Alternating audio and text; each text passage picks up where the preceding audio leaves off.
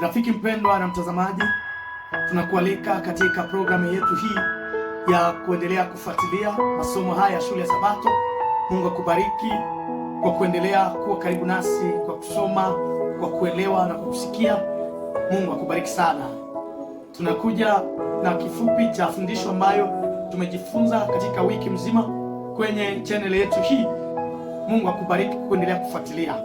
Kichwa cha somo ambalo tumejifunza katika wiki mzima inasema mashujaa wa maombi. Mungu akubariki kwa kusikia tena kifupi cha somo hili hapa. Mungu akubariki. Tutaomba. Asante Mwenyezi Mungu kwa neema ambayo umetupa. Mbariki huyu mtazamaji, umtakasi na mbariki sana kwa kuendelea kufuatilia masomo haya kwa jina la Yesu Kristo. Amina.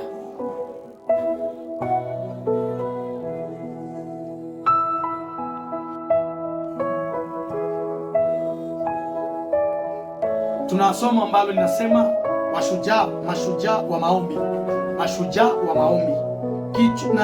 Fungu la kukariri ni Zaburi 116, aya yake ni ya kwanza na ya pili. Mashujaa wa maombi.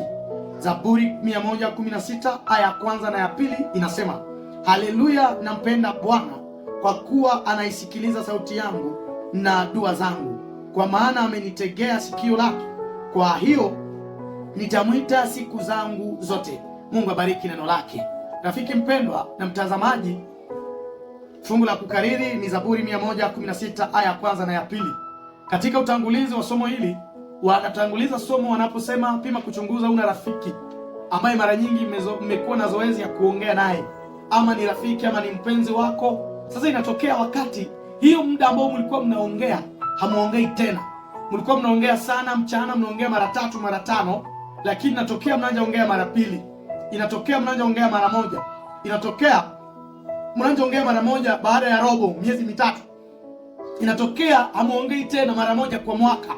Yaani hii dalili za kuonyesha kwamba urafiki umeisha inaonekana kupitia maongezi sana na rafiki yako. Ndio maana pia hivi ni hivyo hata katika maombi yetu. Hivyo maombi yetu ni sehemu kubwa ya kuwa rafiki ama na uhusiano wa karibu pamoja na Mungu. Mara nyingi kama yule ni rafiki yako, rafiki wangu na wewe, unaonekana urafiki wangu na wewe unaonekana sana katika mahusiano, katika maongezi. Japo kuwa rafiki umeisha na maongezi yatapunguka. Ndio maana swala msingi, je, Mungu ni rafiki yako? Mara ngapi unaongea pamoja naye? Je, una uhusiano wa karibu katika maongezi? Katika Biblia leo tutajifunza maisha ya watu tofauti walioomba kwa namna tofauti. Tutaona washujaa katika maombi, na inapokuwa wanawaita washujaa, inawezekana na wewe pia wanaweza kukuita mshujaa, wanaweza kuniita mshujaa katika maombi. Ndio maana kualika namna wanasema, kichwa somo kinasema washujaa wa maombi, na kusihi na wewe kwa wakati huu, karne hii ya 21, kuwa mshujaa wa maombi. Tuone shujaa wa kwanza ni nani? Shujaa wa kwanza ni Danieli mwaminifu. Danieli mwaminifu. Danieli ni mmoja wa mashujaa katika Biblia. Huyu Danieli aliomba sana katika maisha yake. Ushindi wake ulitokea sana katika kipindi katika maombi. Ndio maana Danieli yeye alikuwa na ufahamu. Mungu alimuongezea hekima. Mungu alimpa ujuzi wa juu sana. Na Biblia inapoelezea Danieli inamuelezea mtu mwenye hekima, kwa sababu roho wa Mungu alikuwa ndani yake. Na roho wa Mungu hakuja ndani yake kwa bure, ama kwa kukula tu, ama kwa kuishi tu yeye mwenyewe, bali alifanya kazi. Kitu alichokifanya, alikuwa na uhusiano wa karibu pamoja na Mungu. Alionyesha tabia ya uaminifu kwake yeye mwenyewe, alikuwa mwaminifu, hakutaka kujichafua. Kulingana na Daniel sura yake ni ya 2, hakutaka kujichafua kwa katika machafuko chakula cha ufalme wa Babeli. Alisimama imara, na Danieli alikuwa wa maombi. Yaani kumbe ili uwe mshujaa katika maombi inabidi tumuige Danieli. Danieli alikuwa mwaminifu kwa Mungu, na uaminifu wake ulitokana na tabia yake ya maombi. Tuone siku ya Jumatatu ama lendi. Wanatuambia hapa siku ya lendi, mkao wa maombi. Wanatuambia hivi katika fundisho hili ni kwamba jambo linapoharibika maishani mwetu, wengi wetu huita rafiki wa karibu ili waweze kutatua jambo ambalo limeharibika. Tunapokuwa na habari njema, tunatafuta mtu wa kumwelezea. Hiyo ni tabia ya mwanadamu. Tunaweza kufanya hivyo na Mungu. maombi ni kufungua moyo wa Mungu kama kwa rafiki. Yaani maombi ni kufungua moyo kwa Mungu kama kwa rafiki. Ndio maana kuomba ninakusaidia wewe rafiki mpendwa kufanya Mungu kuwa rafiki yako. Namna sisi wanadamu, ninapokuwa na kitu kizuri naita rafiki yangu kumwelezea. Ninapokuwa na jambo gumu fulani, nina rafiki ambayo namuita kwa sababu namjua yeye yuko karibu nami kunisikia kwa haraka. Na hivi ndivyo katika maombi, tufanye maombi, tumfanye Mungu kuwa rafiki wetu wa karibu. Tunapokuwa na hali nzuri, mfanye Mungu umwelezee, umtolee sifa. Mambo yanapokuwa mabaya, enda umwambie tu, atakusaidia. Yule ambaye ni wa pili katika mashujaa wa maombi ambaye umetupa katika fundisho, wanatupatia Enoko. Enoko yule ni rafiki, yule ni shujaa katika maombi, shujaa wa maombi. Wa kwanza Danieli, wa pili Enoko. Enoko huyu Biblia inapomwelezea haimwelezei mara sana katika Biblia, lakini amwelezea kwa mambo machache. Na katika mambo machache yake unatuambia Enoko alitembea pamoja na Mungu na Mungu akamtwaa. Ukisoma Mwanzo 5 aya 22 hadi 24, tuna kwamba wanatuambia hivi katika fundisho hili kwamba jambo moja tunalojua katika maisha ya Enoko ni kwamba alidumu katika kusali. Kulingana na Warumi 12 aya yake ya 12, Enoko alidumu katika kusali, akastahimili na akazidi kuimarisha uhusiano wake na Mungu. Yaani kilichompatia Enoko kutembea pamoja na Mungu, kunatokea jambo la msingi, alidumu katika kusali.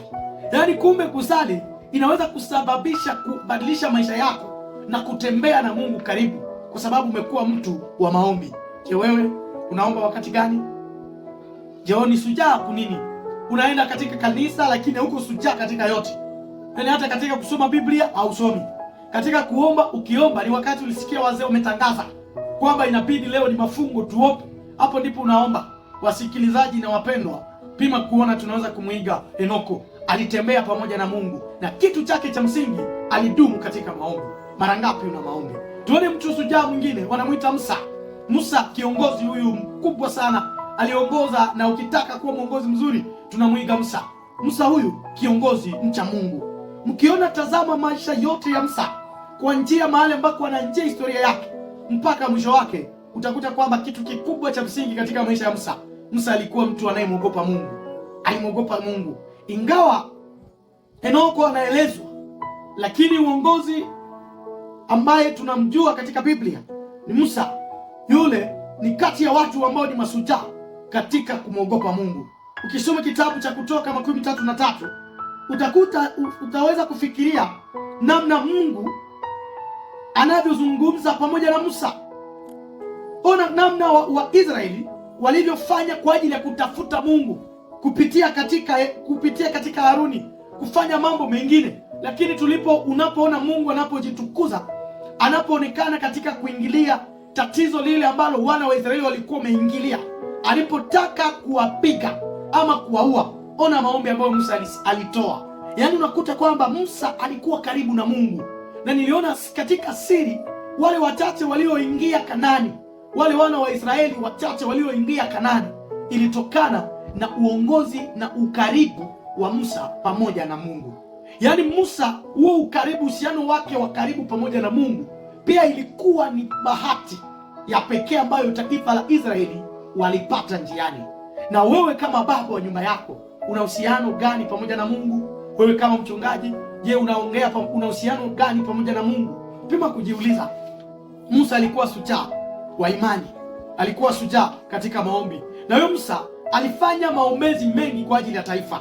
Kwa hiyo inabidi tuelewe kwamba tunaweza kujifunza mengi. Inabidi tuelewe kwamba tunaweza kujifunza mengi katika maisha ya Musa. Elewa kwa jambo la kwanza ambalo tunaweza kujifunza mengi katika maisha ya Musa. Musa alikuwa na upendo wa kina kwa Mungu na uelewa safi wa tabia yake. Musa alijua tabia ya Mungu, na kilichomsukuma kujua tabia ya Mungu niyo muda wake wa maombi, niyo tabia yake ya kuongea sana na Mungu. Musa alikuwa mwenye ujasiri na mwaminifu wakati alishikamana na Mungu. Musa alimkumbusha Mungu juu ya agano lake. Musa alikubali majibu ya Mungu kwa maombi yake, hata kama yalikuwa ya ndio au hapana. Mpendwa, washujaa wa maombi ni wewe katika Biblia, lakini wale ambao wametupa tu tafakari saa hizi ambazo unatusikiliza katika somo hili, na kusihi rafiki mpendwa, jifunze kitu hapo, tengeneza maisha yako ya Ukristo. Je, swali la msingi, je, wewe ni mtu wa imani? Je, wewe ni shujaa katika maombi? Anja. Mungu akubariki kwa jina la Yesu Kristo. Amen.